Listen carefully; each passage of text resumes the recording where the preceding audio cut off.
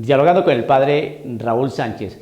Bien, el Evangelio según San Mateo capítulo 28, versos 16 al 20, es el Evangelio que se va a proclamar el día de la Ascensión, el 24 de mayo, día domingo del 2020. Bien, este Evangelio es bastante interesante porque concuerda perfectamente con la primera lectura del libro de los Hechos de los Apóstoles, que también se va a proclamar pues este día de la Ascensión. Vemos en el libro de los Hechos de los Apóstoles, el cual estoy haciendo referencia como primera lectura de este día domingo 24 de mayo, nos dice el Señor Jesús que una vez que reciban el Espíritu Santo los apóstoles, ellos van a ser testigos en Jerusalén, en Judea, en Samaria y hasta los confines de la tierra, testigos de Jesucristo, bien, por la fuerza del Santo Espíritu. Bien, en el Evangelio de Mateo, ¿qué es lo que dice? Dice que al Señor Jesús se le ha dado todo poder en el cielo y en la tierra, toda autoridad en el cielo y en la tierra. Es decir, Jesús es Dios. Y Él dice, vayan y hagan. Aquí hay dos movimientos. Vayan, hay que desplazarse, y hagan, hay que efectuar. Vayan, hay que moverse, y hagan, hay que realizar. Entonces, para poder ser testigos hay que moverse. ¿Lo hicieron? Sí. Recuerde que toda esta realidad de la fe, pues estaba precisamente en Jerusalén, en Judea, en Samaria, y después fue pasando a otros lugares, ¿no? Fue extendiéndose a Europa, al norte de África, al sur de África, al pasar los años fueron a Asia, más al oriente, pasando muchos años más, pero vinieron aquí a los contextos de América, cuando se descubrió, etc. Entonces, y fueron testigos de Jesucristo. Se ha cumplido la Escritura. Mirándola desde la perspectiva histórica, se ha venido cumpliendo. Bien. Ahora, ese vayan, pues se cumplió. Porque estaba en todos aquellos lugares, estaba en aquellos lugares de Jerusalén. Hoy estamos ¿en dónde? Estamos en Norteamérica, y hay cristianismo, hay catolicismo. Vayan a los contextos del norte, vayan a Canadá, Alaska, allá también hay cristianismo. Vayan para el centro de América, lo que es Guatemala, Honduras, Salvador, Nicaragua, Guatemala, Panamá, Costa Rica. Todos estos países de Centroamérica son cristianos católicos. Hay protestantismo, sí, pero son cristianos católicos desde su origen. Y si nos metemos ya a la parte de Sudamérica, Colombia, Venezuela, Ecuador, Perú, Argentina, Chile, Paraguay, Uruguay, etcétera, las Guyanas, todos estos países que conforman a Sudamérica también son cristianos. Se ha venido cumpliendo la palabra. Ese ir, vayan, se cumplió. Y el hagan también, porque hemos recibido una fe. Enséñenles a cumplir todo lo que yo les he enseñado. ¿Qué se nos ha enseñado? Lo que el Padre Dios le dio a Cristo Jesús. Cristo Jesús lo tomó, lo asumió y se lo dio a los apóstoles. Los apóstoles lo tomaron, lo asumieron y se lo dieron a los otros discípulos de ellos. Por sucesión, se entregó lo que el Señor les dio.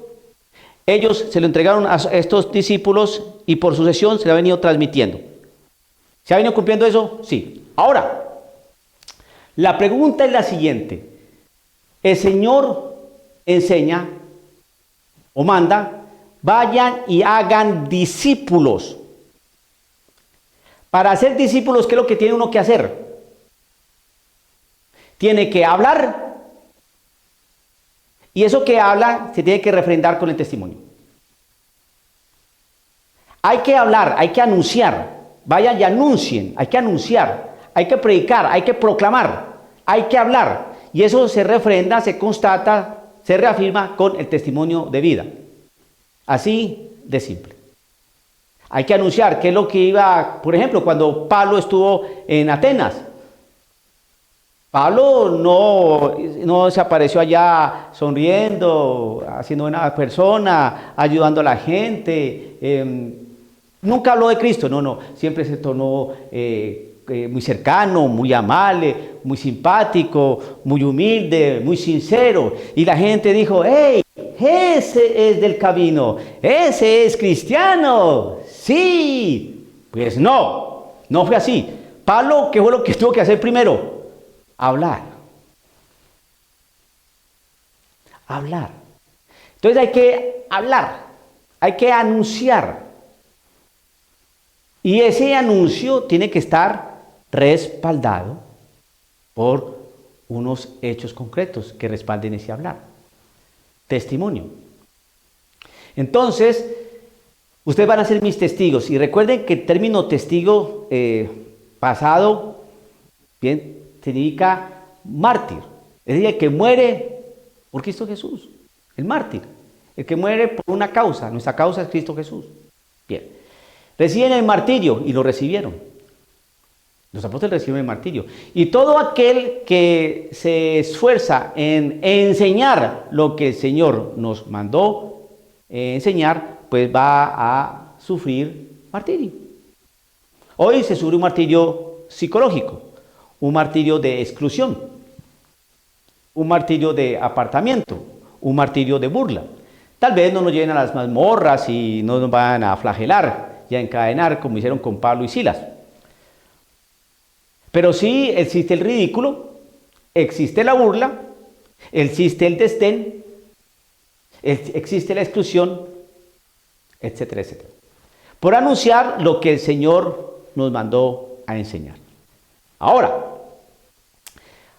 se pregunta, bueno, sí, ya sabemos que el Señor Jesús le entregó a los apóstoles una fe, un depósito de fe, está bien. ¿Y cómo hacemos para nosotros saber que ese depósito de fe no se ha desvirtuado, que sigue firme? Simple. Existe algo que llama verdad revelada por nuestro Señor Jesucristo, que es la verdad pública, ¿no? La revelación pública. ¿Dónde está eso? En la tradición y en la Biblia. Eso es lo que el Señor Jesús nos mandó a enseñar. Y esa revelación pública que está en la tradición y en la Biblia está custodiada, vigilada, protegida por algo que llama el magisterio de la Iglesia. El magisterio de la Iglesia está conformado por el Papa y los obispos. Muy bien. Entonces, precisamente para que no pase lo que hacen los protestantes, como ellos no tienen magisterio, entonces lo que está en la Biblia, ellos lo cambian. Por eso existen tantas iglesias protestantes. Pero como la Iglesia es una, es precisamente porque existe unidad en su doctrina, unidad en su enseñanza, ¿cierto? Hasta el día de hoy. Entonces, todo lo que ha enseñado la Iglesia está consignado en el catecismo de la Iglesia Católica. Ahí está. Existen otros documentos, por ejemplo, como el Denzinger, ¿no? Existen otros documentos como los escritos de los padres apostólicos, como los escritos de los padres de la Iglesia, como los documentos pontificios, cartas, encíclicas, bulas, etcétera, etcétera. Documentos de los papas. Entonces, eso todo reunido, ahí se explicita, se clarifica toda la enseñanza, ¿no?, de nuestro Señor Jesucristo, que es la tradición y la Sagrada Escritura. Bien. Ahí es cuando uno está seguro de la enseñanza de la Iglesia, porque Jesucristo no cambia. Jesucristo es ayer, hoy y siempre. No cambia. Cuando empiezan a decir que es que el dogma evoluciona, pregúntese qué es lo que indica que el dogma evoluciona. No, que hay unas variantes. ¿Qué variantes? Por ejemplo, si dicen que Jesucristo dijo que Él está en su cuerpo, que este es mi cuerpo, es decir, que en ese pan está toda la sangre, alma y divinidad de nuestro Señor Jesucristo. Cuerpo, sangre, alma y divinidad de nuestro Señor Jesucristo. Eso es lo que llaman la transubstanciación. Esto es mi cuerpo, hay un cambio de sustancia. Si al pasar el tiempo nos vienen a decir que eso es un símbolo, no, ahí no hubo evolución del dogma, ahí cambió el dogma. Porque una cosa es la transubstanciación y otra cosa es un símbolo. Un símbolo es algo imaginario, es algo que representa algo.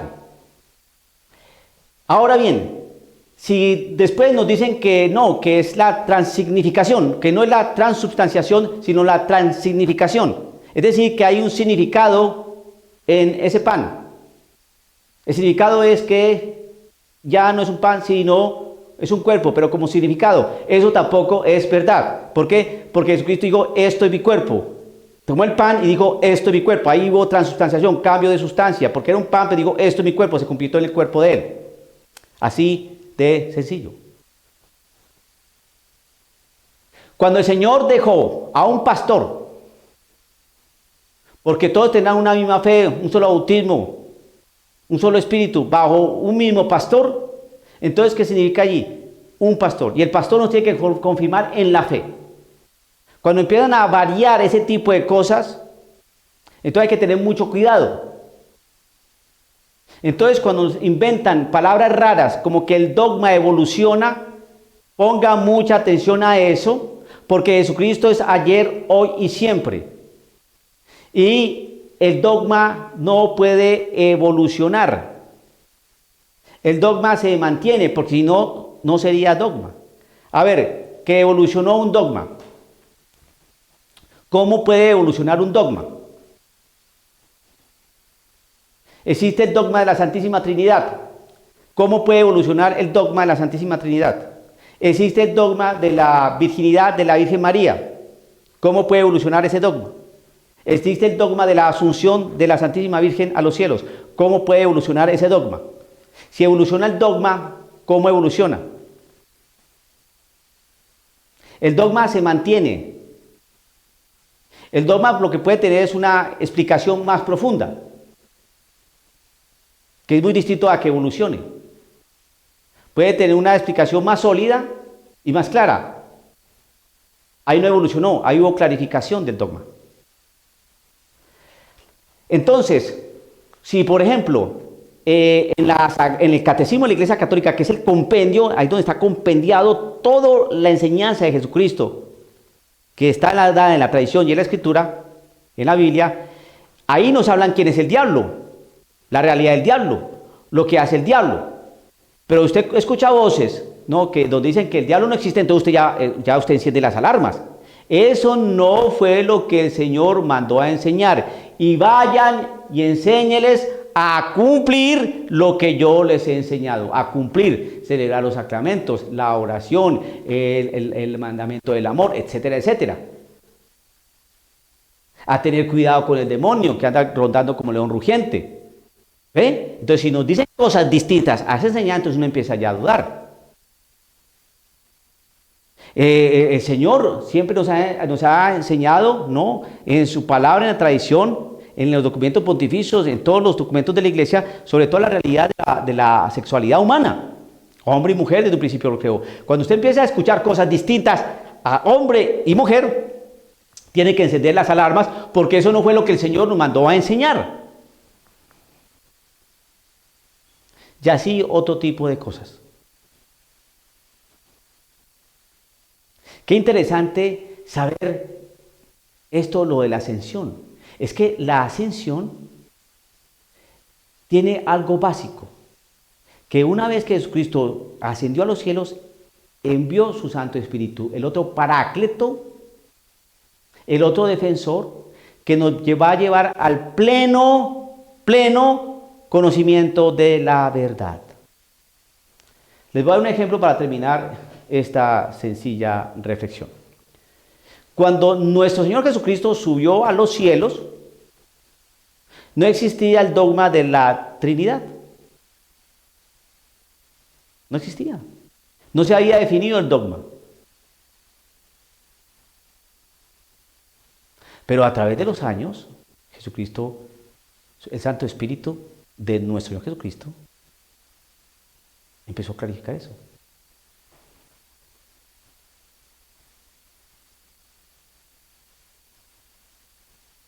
Cuando Jesucristo ascendió a los cielos, el dogma de la Inmaculada Concepción no estaba definido. Y muchas otras cosas. Pero nos va llevando al pleno conocimiento de la verdad. Y nos va mostrando las cosas. Al pleno conocimiento de la verdad. Poco a poco nos llega. Pero cuando usted empiece, que hemos venido caminando en la verdad y que de pronto nos quieren cambiar esa verdad ya definida, ojo con eso. Dice la palabra del Señor el que se casa, se divorcia y se vuelve a casar, comete adulterio. El adulterio es un pecado. Si han querido cambiar eso, póngase usted a pensar, ¿por qué lo han querido cambiar?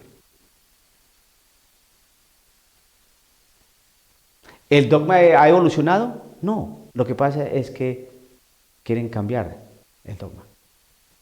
Lo que dice Cristo Jesús.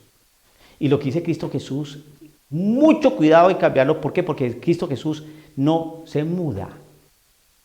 Porque Cristo Jesús es el verbo hecho carne.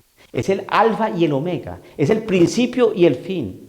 Y es ayer, hoy y siempre. Por eso mucho cuidado cuando ustedes escuchen cosas novedosísimas que no están ni en la tradición ni en la escritura y que el magisterio ha venido custodiando para que usted escuche nuevas voces diciendo, no, es que el dogma tiene una evolución, hay que restringir. No, lo que quiere es cambiar la doctrina y eso es muy delicado. Porque eso es formar otra iglesia. Y tenemos una santa, católica y apostólica iglesia. La que fundó, edificó nuestro Señor Jesucristo sobre los apóstoles, que tiene una unidad en doctrina y que está guiada, orientada, fortalecida e iluminada por el Espíritu Santo. Dialogando con el Padre Raúl Sánchez.